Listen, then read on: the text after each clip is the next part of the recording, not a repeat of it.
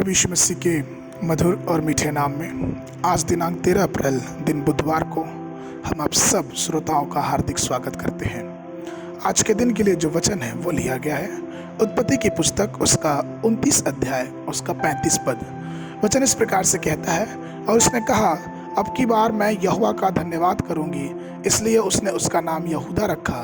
तब उसकी कोख बंद हो गई। परमेश्वर का धन्यवाद हो कि वो हमेशा हमें संभालता है, हमें बचाता है, हमें अपने अनुग्रह अपनी आशीष के हाथ के नीचे रखता है। आज के दिन के लिए जो बिंदु मैं आपके साथ शेयर करना चाहता हूँ वो है लिया और उसकी स्तुति। हमें और आपको सबको मालूम है कि याकूब की पत्नी लिया थी और किस प्रकार से परमेश्वर की स्तुति और परमेश्वर की आराधना करने से परमेश्वर ने उसके गर्भ के फल को आशीषित किया और यहाँ तक कि उसके ही वंश से मसीह का जन्म हुआ। हम लिया के प्रारंभ अवस्था को जानते हैं कि कितनी आहें भरी, कितने दर्द भरे और कितने तकलीफ भरी उसका जीवन था। हम उसकी अवस्था को जानते हैं कि उसने कितनी रातें अपने आंसुओं में बिताई थी, अपनी सुंदरता के कारण, अपने पति के प्यार ना पाने के कारण। क्योंकि हमें और आपको मालूम है कि याकूब जो था अपना सच्चा प्यार लिया की छोटी बहन राहेल से करता था और राहेल के लिए वो कोई भी कठिन काम या फिर कोई भी समय बिताने के लिए तैयार था।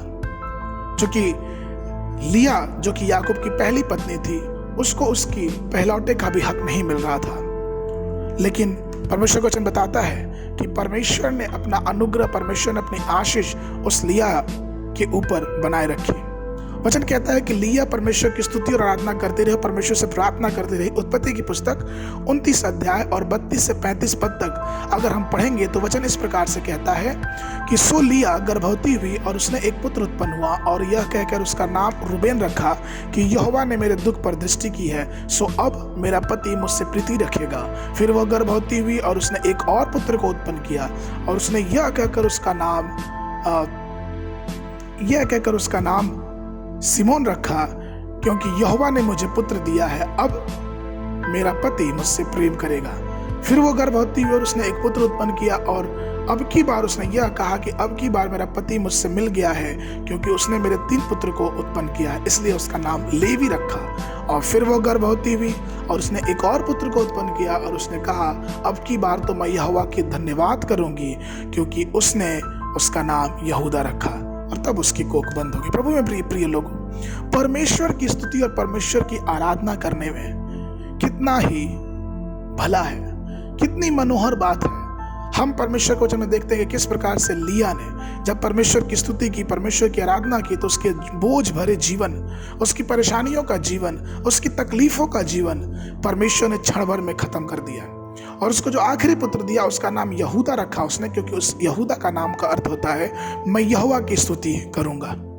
समर्पण परमेश्वर की स्तुति और परमेश्वर की आराधना के लिए बहुत ही आवश्यक है। हमें आपको मालूम होना चाहिए कि हमारा परमेश्वर यीशु मसीह जो यहूदा गोत्र का शेर कहलाता है, जब हम उसकी आराधना करते हैं, उसकी महिमा करते हैं, उसका गुणगान करते हैं, तो वो हमें अपने अनुग्रह में, वो हमें अपनी आशीष में, वो हमें अपनी राहत में, अपनी शांति और अपना छुटकारा हमें देने के लिए तैयार रहता है। इसलिए आइए हम भी लिया के समान अपने तकलीफ के जीवन में, अपने आंसुओं के जीवन में, अपने हर प्रकार की परेशानियों के जीवन में उस परमेश्वर को याद करें, परमेश्वर की स्तुति करें, परमेश्वर की बड़ाई करें, क्योंकि वही है जो हमें संभालता है।